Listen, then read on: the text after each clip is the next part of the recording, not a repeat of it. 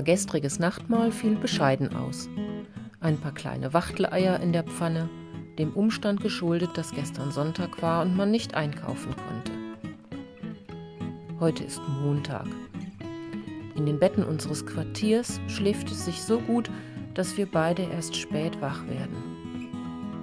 Danach duschen, Rucksack packen, Tasse Kaffee auf der Terrasse schlürfen, Verpflegung besorgen und dann starten wir gemütlich und schon gut ausgeruht in unseren zweiten Wandertag. Heute geht es auf den Ochsen-Elpeleskopf. Ein kleiner, wenig besuchter Gipfel in den Ammergauer Alpen. Über dem Ammerwald, im Schatten namhafterer Gipfel wie Hochplatte und Säuling, stehen der Kreuzkopf und sein fast gleich hoher Zwilling, der Ochsen-Elpeleskopf, mit 1905 Metern Höhe. Wir starten unsere Wanderung vom Parkplatz des Hotels Ammerwald aus, das auf 1079 Meter Höhe liegt. Auf- und Abstieg belaufen sich auf 933 Kilometer. Die reine Gehzeit beträgt knapp 5 Stunden und wir legen eine Strecke von 14 Kilometern zurück. Tatsächlich begegnen wir den ganzen Tag dort keiner Menschenseele. Nach dem Verlassen des Parkplatzes am Hotel tauchen wir zunächst ein in den Wald. Die Geräusche der Zivilisation verschwinden augenblicklich. Und die beredte Stille der Natur, das Vogelgezwitscher, die munteren Plätschergeräusche des Fischbachs und unser gleichmäßiges Atmen beim Aufwärtsgehen schärfen den Fokus auf den Augenblick.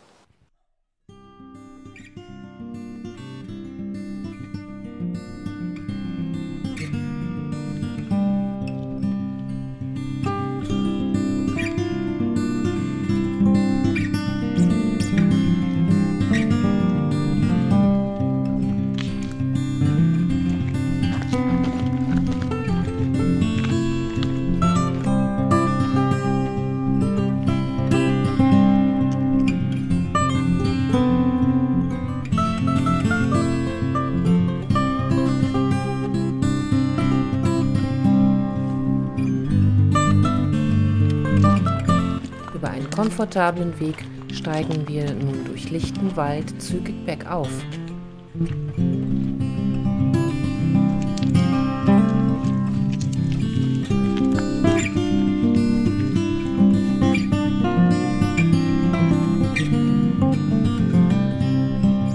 Im Alltag gibt der Beruf den Takt vor. Das Leben wird klarer, wenn ich Waldboden unter den Sohlen spüre, wenn ich den Wald rieche, wenn ich unerwartet Tieren begegne, wenn ich eine wild gewachsene Blume entdecke. Die Natur ist eine Schule, die ich mag.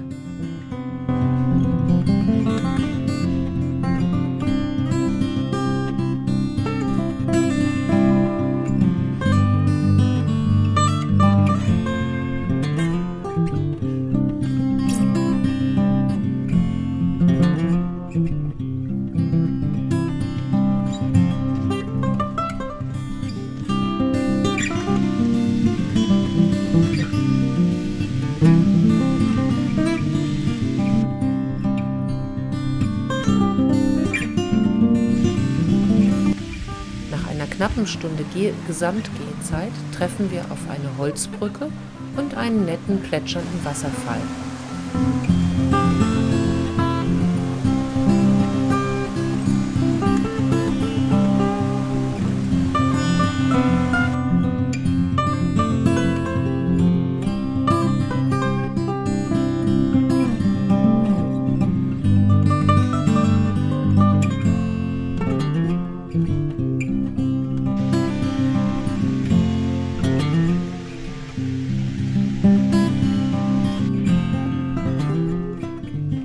Sobald wir den kleinen Bachlauf passiert haben, zieht sich der Wald mehr und mehr zurück.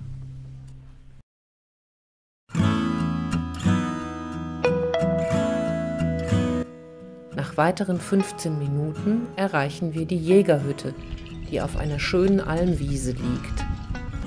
Hinter der Almhütte baut sich die grüne Flanke des Hohen Straußbergs auf und links daneben spitzt der Säuling hervor.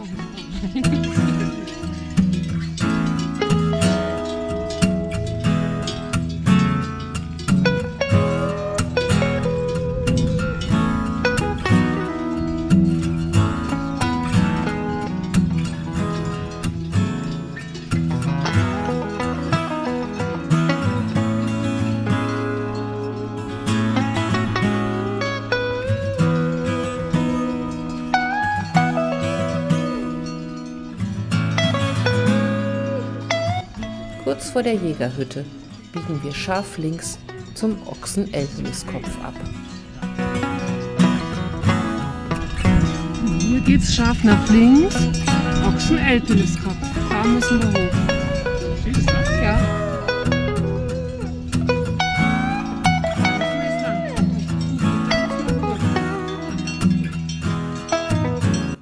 Der Pfad, der im Anschluss über die Wiese führt, ist nur schwach zu erkennen. Die Orientierung ist allerdings nicht schwierig, da schon beim Abbiegen der Weiterweg am Hang hinterhalb der Wiese zu erkennen ist. Immer geradeaus steuern wir also über die Almwiese auf den bewaldeten Hang zu und steigen diesen über einen breiten Weg hinauf.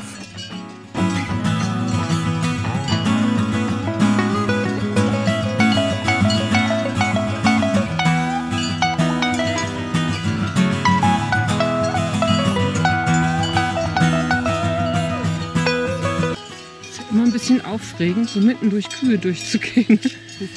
Die sind so mächtig groß und schwer, ne? Die sich mal in Bewegung setzen. Ich bin froh, wenn wir jetzt gleich hier über die Wiese rüber sind.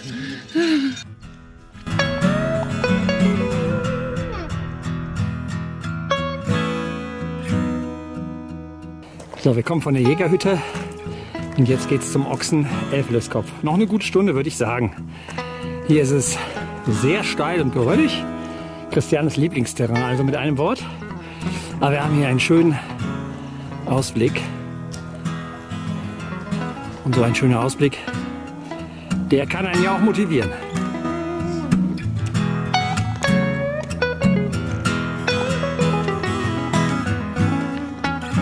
Nach 20 Minuten erreichen wir eine grasige Hochebene, an dessen Ende sich der Ochsen-Elpeliskopf erhebt.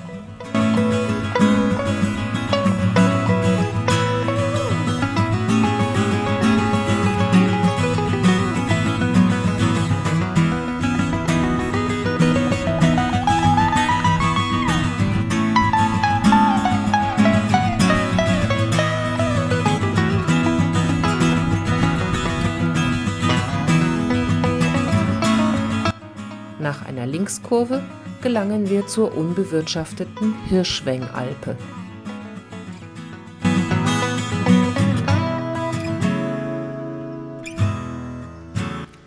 Sobald wir die Alm links liegen gelassen haben, wandern wir zu einem Bachlauf hinunter, überqueren diesen und steigen hinterhalb wieder empor.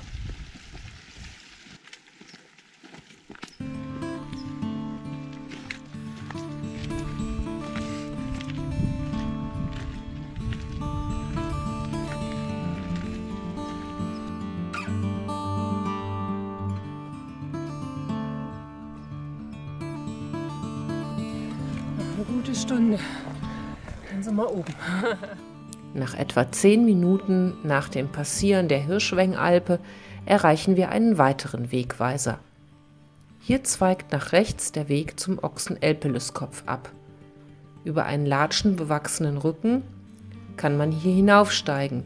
Wir aber wählen den Weg geradeaus zum Kuhkajoch. Da steht leider nichts mehr von unserem geliebten Ochsen-Elpeliskopf. Aber das Kuhkajoch ist ausgeschildert und ich meine, dass man vom Kuhkajoch aus auf beide Gipfel könnte, auf den Kreuzkopf und auf den Ochsen-Elpeliskopf.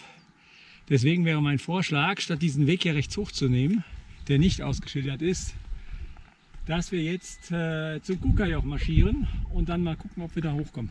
Alles klar. Sonst marschieren wir wieder zurück. Ja. Der Mantau.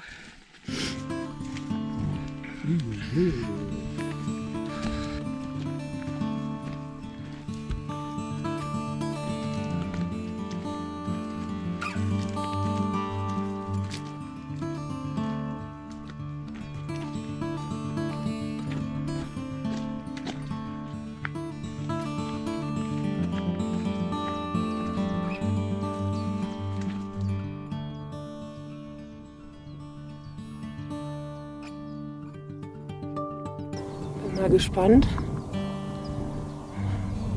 was da ausgeschildert ist, da oben an dem Wegekreuz. Das ist nämlich ein Wanderschild.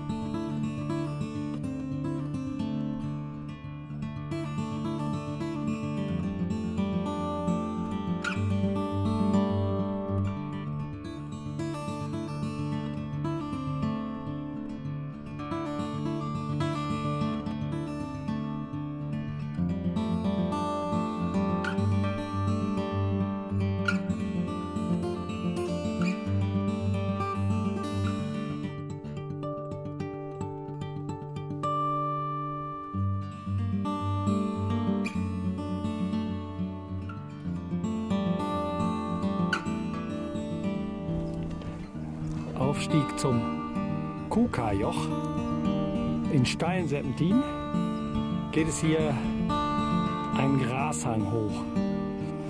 Ja, gute halbe Stunde lang.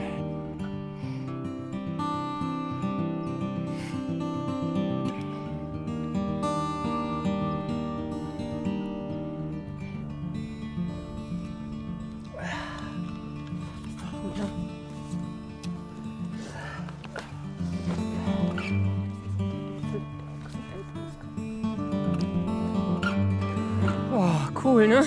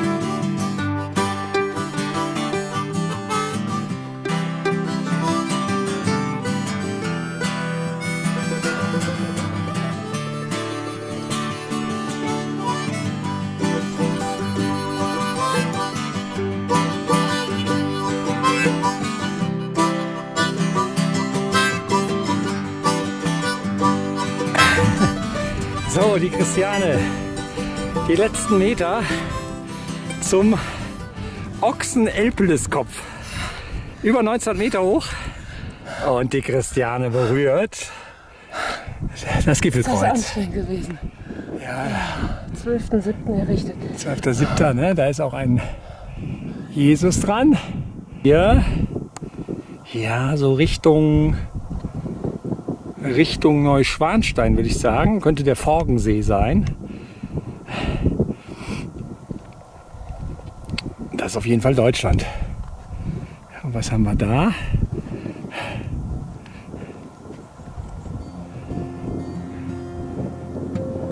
Hochplatte.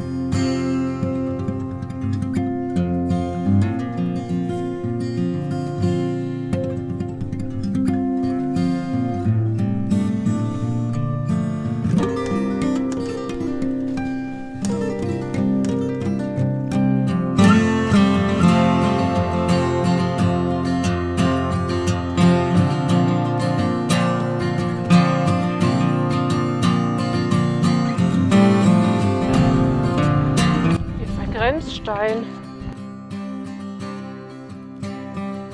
Nach ausgiebiger Gipfelschau steigen wir in Serpentinen ziemlich steil und kraxelig wieder ab. Das tolle Panorama und die Hirschwengler-Alb im Blick führt der kleine Steig exakt entlang der Grenze zwischen Deutschland und Tirol.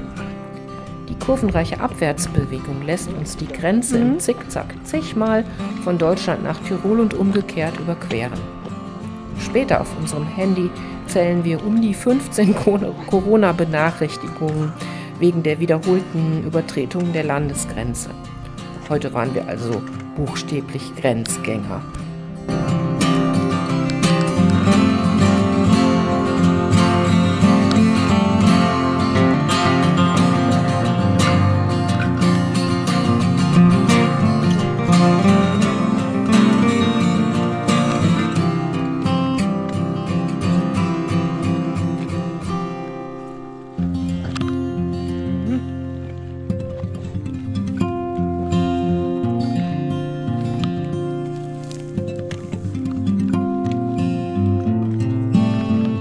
Meine Gedanken wandern, so wie meine Füße, aber nicht im Hier und Jetzt, sondern sie schweifen schon zum morgigen Tag.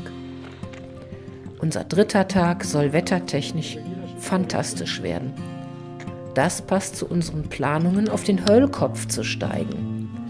Waren wir heute in den Ammergauer Alpen unterwegs, so werden wir morgen die Berge der Mieminger Kette zu sehen bekommen, die uns einen Blick weiter in Richtung Süden gewähren. Ich freue mich schon. Heilige Scheiße. Ja, echt eine Kraxelei hier, ey.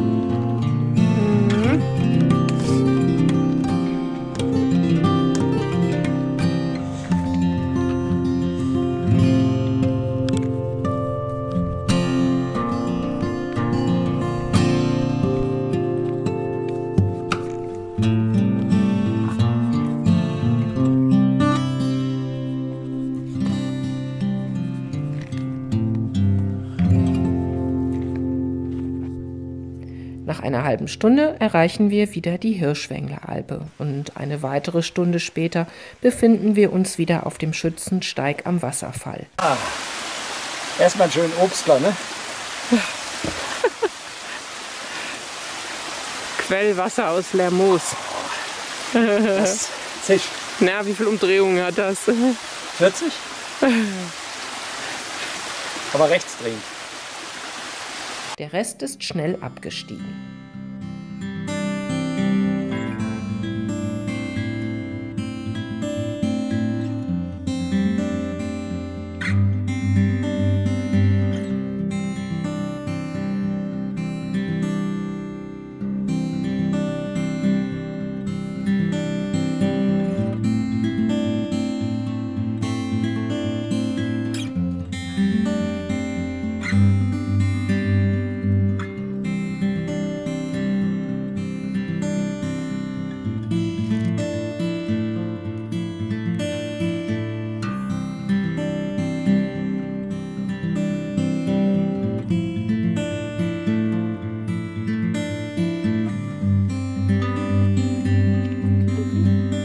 Ja, hallo.